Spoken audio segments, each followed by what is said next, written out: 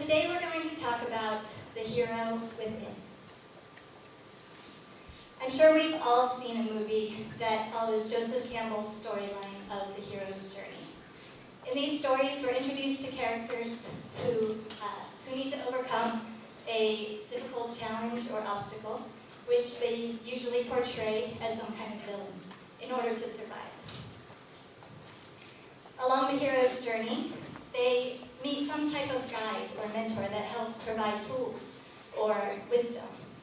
And they walk along the journey with the hero for a little while. But at some point, these guides disappear, leaving the hero to face the ultimate challenge alone, right? And as hard as they try, eventually these heroes become close to defeat. But just as things seem impossible, the heroes tap into a new wisdom or strength, and it helps to transform them, giving them a new understanding and a new ability. And with this strength, they're able to come back and defeat the obstacle and emerge victorious. And we've been entertained by these types of movies for generations. And it's easy to see the characters on the screen and differentiate between their life, the fictitious life, and our reality.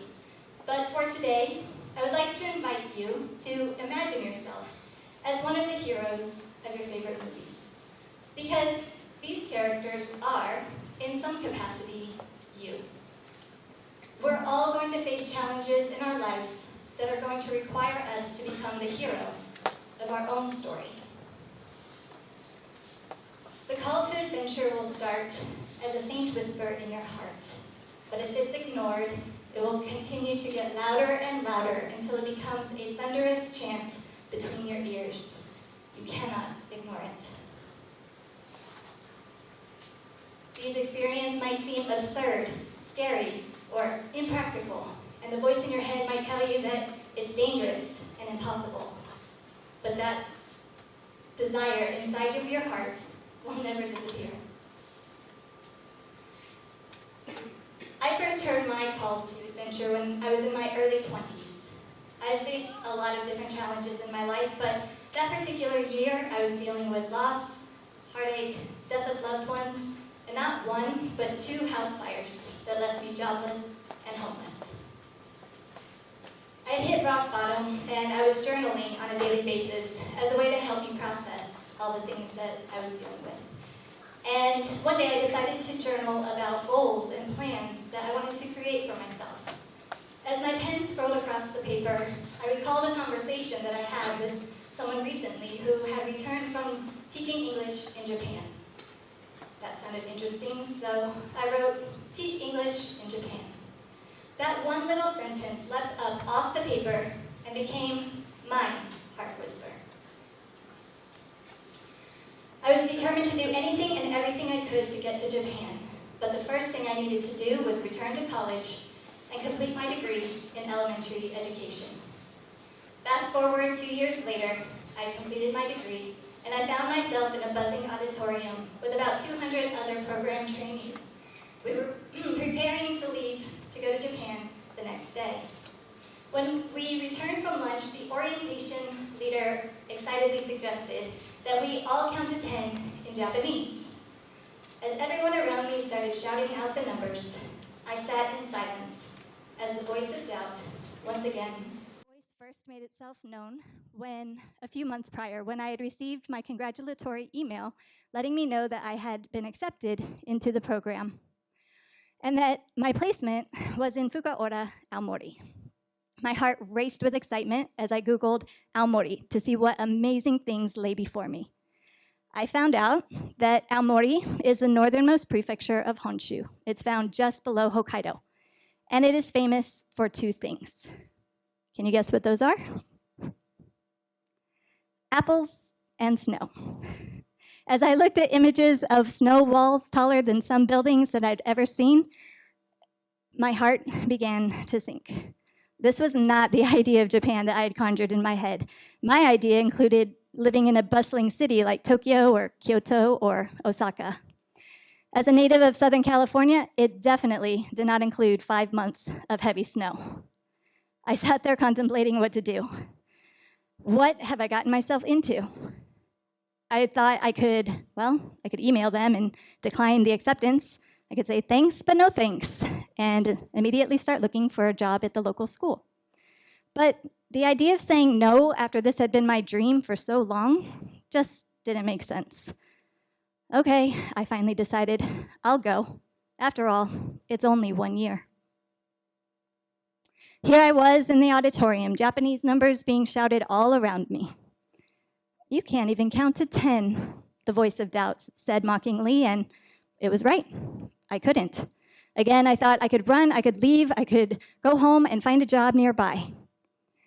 But luckily, at that point, my heart whisper was no longer a whisper. It courageously took over, silencing the voice of doubt and encouraging me to continue forward with my dream of going to Japan. So I did. The next morning, after a lot of tearful goodbyes with my family, I boarded the plane, unknown, even to myself, that I had begun my hero's journey. Fortunately, Aomori offered a lot more than just snow and apples, although there were definitely plenty of both. 1 year quickly turned into 3 years. During that time, I met a lot of wonderful and amazing people who became good friends and guides. And it turned out that Aomori was exactly where I needed to be. The remoteness forced me to spend a lot of time thinking, healing, reflecting, exploring. And the fact that I couldn't speak or read Japanese fluently blocked out a lot of external noise and distractions. The friends that I made and the experiences I had opened my mind to new ideas, understandings, possibilities, and lifestyles. It was during this time that I had one of the most profound experiences of my life. I had a really good friend who was an amazing artist, and he invited me to come visit him for the weekend and asked if I could help him with a ceramics project that he was working on. I was excited to go and see and be a part of this, so I drove 3 hours to go and see him. And the next morning, we were in his ceramics studio, pouring wet clay into ceramic molds, and we got into a deep conversation. We were talking about life, challenges we'd faced, relationships, everything. He told me about a lot of different adversities that he had faced, and I listened intently. I then shared my stories and experiences, expecting an empathetic response. But what he said really upset me. Basically, in short, he asked me, what was my responsibility in these experiences? My defense mechanisms kicked in, and that conversation quickly turned into an argument. I felt hurt, angry, betrayed. I had vulnerably shared things with him that I had held close to my heart. And here he was, I felt, casting blame and shame on them. In my anger, I ran out of that studio, through the barren rice fields that surrounded us, as fast and as hard as I could. I was so mad. I ran until I heard a voice in my head telling me to stop, which I did. As I stood in these empty rice fields, gasping for breath and crying my heart out, the voice returned, softer but still stern. Think about it, it said. I stood there for a long time, replaying this conversation over and over again in my head. This was one of my nearest and dearest friends. I knew he wasn't trying to hurt me. So what was I supposed to be understanding from what he was saying? What was I missing? What was he really trying to say? I sat in that field, exploring this conversation, until it finally clicked. And I got it, and I understood. What I realized was that for me, growing up, the word responsibility was usually associated with blame.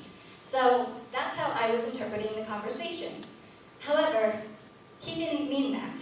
What he meant was, with every situation, I have two ways to look at it. I realized that I had been carrying a lot of pain, hurt, anger, and victim mindset with me. But instead, I could choose not to. I had faced a lot of challenges, but I had also faced a lot of good and positive and amazing experiences as well. I could choose the pain or joy. The choice was up to me. In that moment, I felt 1,000 pounds of weight lift off my shoulders, and I quickly floated back. I felt like I was floating as I returned back to my friend's house to tell him what had happened.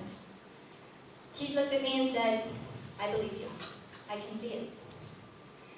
He and I have remained close friends, and I have continued to choose to live from this perspective every day since.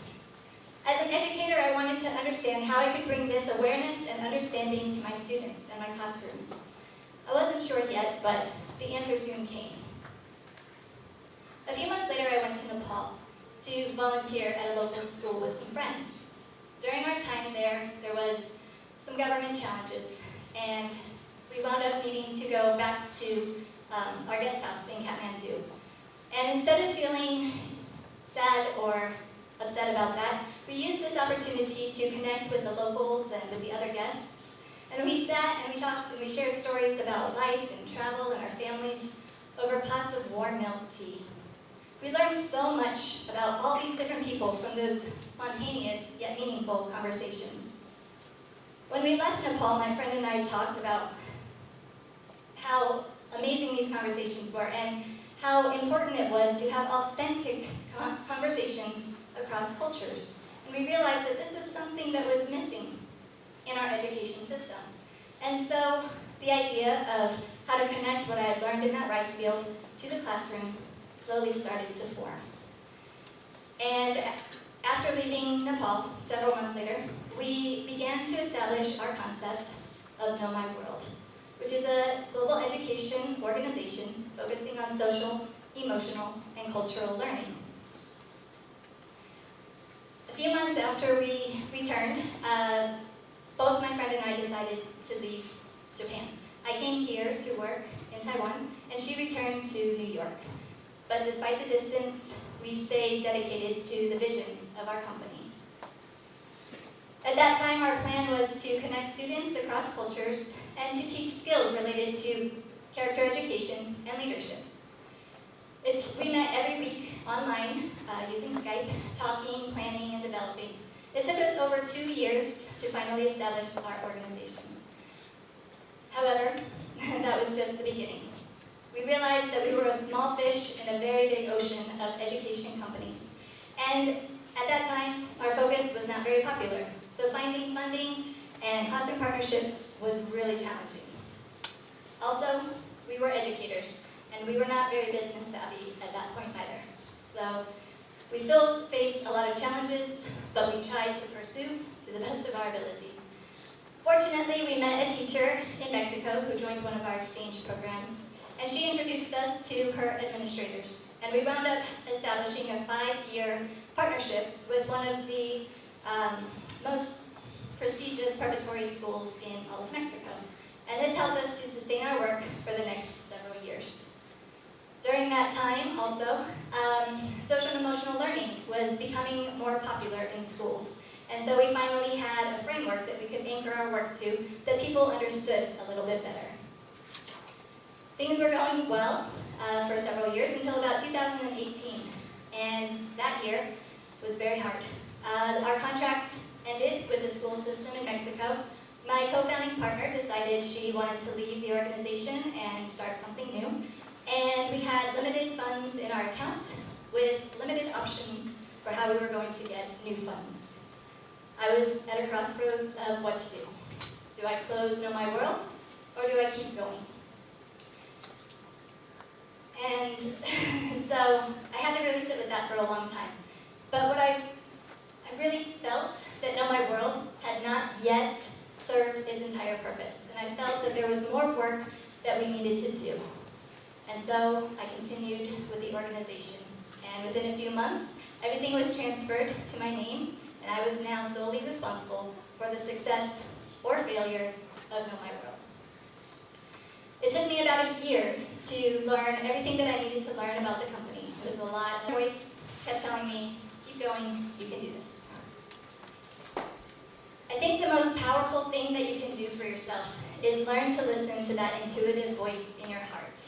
I'm so glad that I did, because it has led to a whole new opportunities for Know My World.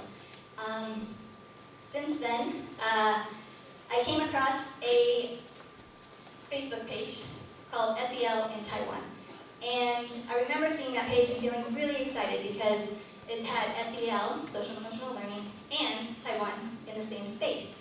And as I was scrolling through the page, a thought hit me and that said, why not message the admin? I had never messaged a Facebook admin before, and it felt intimidating. But for some reason, I followed through with that thought, and I reached out to her and asked if we could meet. And to my delight, she agreed, and the next weekend we were having lunch together in Taipei, sharing about our life and work, especially around social and emotional learning. And a few months after that, she introduced me to another friend of hers who was the co-founder of an ed tech company called TEDxYouth Technology. And he and I also became fast friends, sharing our work and philosophies around social and emotional learning. I wound up joining TEDxYouth as a co-founding partner, and we established a digital journaling cross-cultural exchange program with the aim of connecting students in Taiwan with global classrooms. Last year, we were able to connect 900 students across 11 countries. During that time, we also joined a pitch competition called Dragon's Chambers in Taipei, which we wound up winning and coming in first place. This opened up a lot more doors and opportunities to partnerships with other companies as well. The Taiwan government has also released different initiatives that help us with our work, including the 108 curriculum and the Bilingual 2030. And so because of this, more schools have been reaching out to us to ask us for teacher programs and teacher training and student programs. So we've gotten a lot busier. And last year, in 2022, after 12 years of dedication at my school, I completed my contract and moved to Taipei.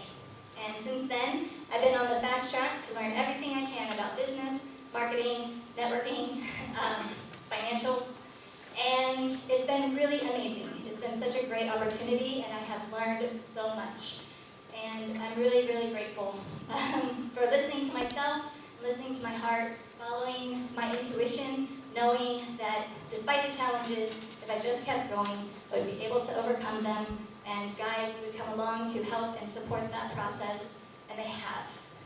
And I just want to encourage you to listen to your own heart and to follow your own heart whisper wherever it will lead you. So this is one of my favorite quotes from Mark Twain. It says, 20 years from now, you'll be more disappointed by the things you didn't do than by the ones you did. So throw off the bow lines, sail away from the safe harbor, and catch the trade winds in your sails. The best piece of advice I can leave you with today is to listen to your own heart whisper and follow it wherever it may lead. Go ahead, listen to the call to adventure, and see where it takes you.